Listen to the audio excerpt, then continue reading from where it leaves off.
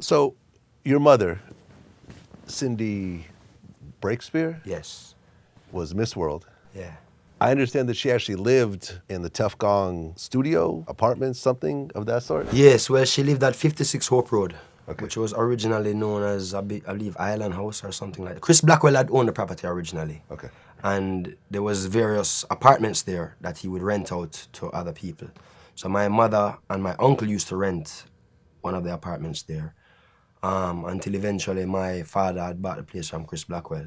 But that is where I guess you'd say she really met my father and, you know, Right. yeah, So, they ended up having you, yeah, but your father ended up passing when you were 2 years old. yes, So you never really got a chance to really know him like that. yeah.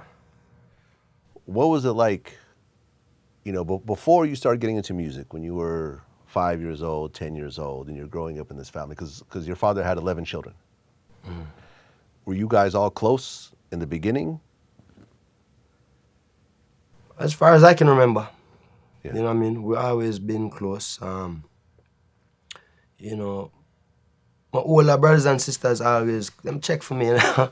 As a little youth, as a little baby, they would always still come pick me up and we'd always, you know, holidays, we go spend time and, you know what I mean? And even our mothers were very supportive of that, of us coming together as children, you know what I mean? So as far back as I can remember, yeah. Okay. And you're the youngest child? Youngest son. So there's a daughter that's younger than you? Yeah. Okay. So you're growing up in this environment. At what point did you think, okay, I wanna start doing some music myself? It was always there. I mean, as a very young child, I can remember having to perform my father's songs. I used to put on vinyl. I used to have a little Fisher Price turntable. Okay. And I would put on his songs and pretend to be on stage. And that was like a nightly ritual before going to bed. So it was always something that was there in my life. And, you know, till we started doing shows in my aunt's living room. And then my aunt, you know, Donna Core, she was the one who really said, you know, let's try to do it publicly. So we started doing like Mother's Day events, you know, little girls' birthday parties, things of this nature. You know, and that was with a group called the Shepherds. Right. And that was with Freddie McGregor's daughter. Right. And Cat Core's son. from Third World. Right. His son. Right. So his mom was the one who put it together. You know what I mean? Okay. Right. So, you know,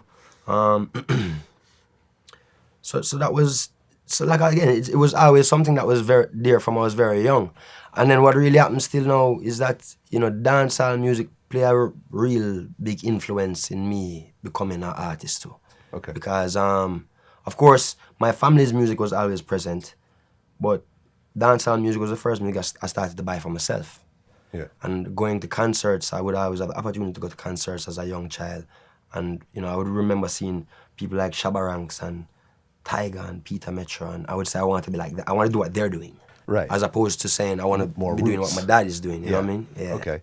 Were there, I mean, when you were growing up and you were playing your dad's songs, were there specific songs that you really loved?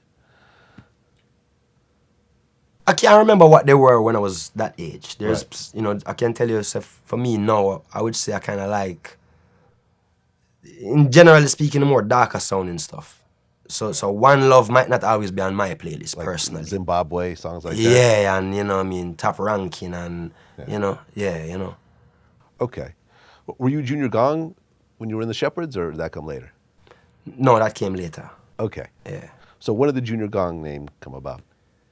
That came about really shortly after we stopped doing the Shepherds, shortly after that, because of now becoming basically a solo artist. And again, within the dancehall community, you wouldn't usually use your government name, you know what I mean? So trying to search for an acronym, you know what I mean? And of course, being that Gong is one of my father's nicknames, you know? Yeah. But there was a little event still. There was a tribute to my father at 56 Hope Road, the Bob Marley Museum. And I was trying to get through the gate. And one of the security guys saw me trying to come through and started to clear the way for me. And he was like, make space, Gong Jr. coming, Gong Jr., Gong Jr. So that's kind of when it kind of clicked on me. I said, all right, I like that one, you know? And we'll work with it since that, yeah. So you were Junior Gong at that point? Yeah. Now, you started working on your first album, Mr. Marley. Yeah. Now, what I think got everyone by surprise was that unlike Ziggy, you were more of a DJ style Right. artist, which, you know, you could sort of compare it to rapping versus singing in a way, Right. right? Where a DJ in reggae is the guy on the mic, whereas the selector is the DJ. Exactly. Yes. Right. Yes. So you came out with more of a new style. Was there a reason why you went with that style as opposed to going with like the classical singing style that your brother did so well with? Again, just like I was saying before, because I've grown up with dancehall music as my music. You know what I mean? And again, being impressed by my dancehall heroes and wanting to do what they were doing. So it was really just more because being a fan of rhyming as opposed to singing, you know? Yeah. But you were singing as well. Back then, not really so much. Okay, that you came know? later. Yeah. Mr. Marley comes out, and it had a good reception. Yeah. But the second album, Halfway Tree, comes out, and that wins a Grammy. That wins a Grammy, yeah.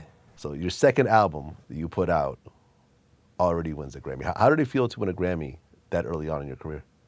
Great. And I was going up against some, well, in particular, Barry Salmon, who's a legend in Jamaican music, you know what I mean? So to win a Grammy, you know, being that he was someone else who was up for the Grammy Essentially also. the Marvin Gaye of Jamaican Jamaica. music, yeah. Yeah.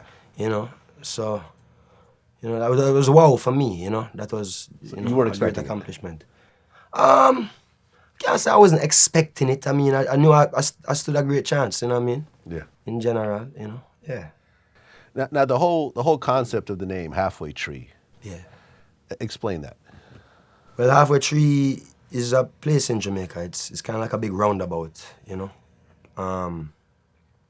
And the reason I named the album Halfway Tree, because this place is almost like you'd say in between downtown and uptown. Downtown being, you know, the more, you'd say, rougher side of town, and uptown being the more privileged side of town, Yeah. you know what I mean? So because of me, myself, being like where both of these worlds meet, being where my father is from and where my mother is from, I named the album Halfway Tree, you know, as a metaphor for my life. Yeah. Yeah. And this is a theme that you've really carried on through a lot of your music because, you know, like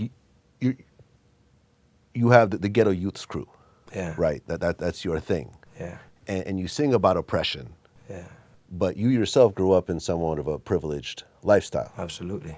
How does that really balance out? Because you don't really see, I mean, when you look at reggae in general, most of the artists come from the slums. Mm-hmm.